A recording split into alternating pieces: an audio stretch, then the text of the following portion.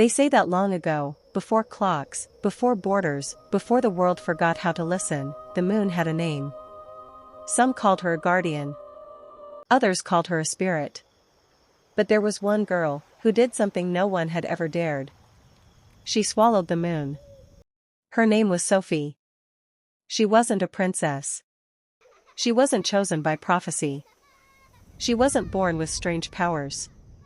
She was simply the girl who asked too many questions. One evening, she asked her grandmother, "Why does the moon never stop moving?" The old woman smiled without looking up from her weaving. "Because she is searching." Sophie frowned. Searching for what? The old woman's hand stopped.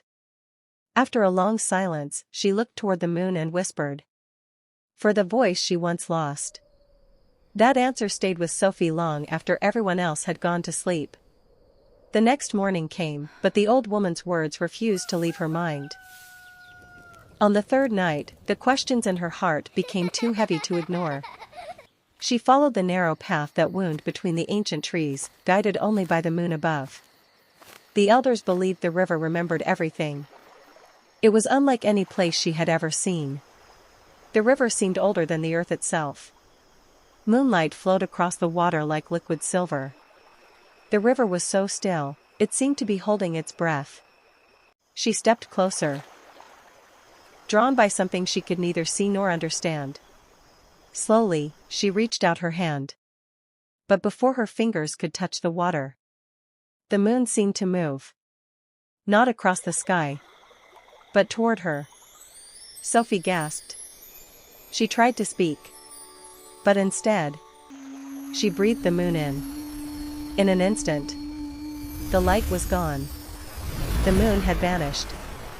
Across the land, people looked to the heavens in confusion. By morning, the village knew something was terribly wrong. Sophie tried to hide what had happened. But some secrets cannot be hidden from those who have lived long enough to recognize them. Her grandmother looked into her eyes. "Tell me what happened at the river." For a long time, Sophie said nothing. Then, with tears in her eyes, she whispered, "Grandmother, I think I took the moon." The old woman said, "When the balance of the world is broken, the world always asks for it back." Sophie lowered her head. "I didn't mean to." "I know," her grandmother said gently. "The moon chose you. But it was never yours to keep." The birds no longer sang. Even the river seemed to be waiting. "What do I do now?" Sophie whispered. "You must return to the river. And this time, you must listen." "Listen for what?" Sophie asked. "For the song the moon has been searching for all along." The following night Sophie began the journey back to the river. "You must give her back," her grandmother said. That night, Sophie returned to the river. And the empty sky longed for the moon's return. The river was waiting. The silence was heavier. The darkness deeper. She stepped to the water's edge and closed her eyes. She placed both hands over her heart, where the moon's light still burned. She listened. There was the gentle flow of the river.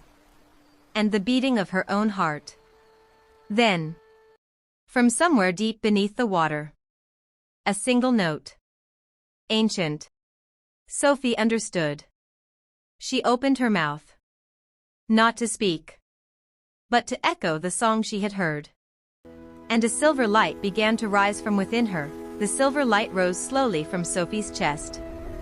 It drifted gently into the night sky. Higher. And higher. Until it became a glowing moon once again. The trees. The village. And the faces of everyone who had been waiting in the darkness. Only then did she understand. Some things are never meant to be possessed.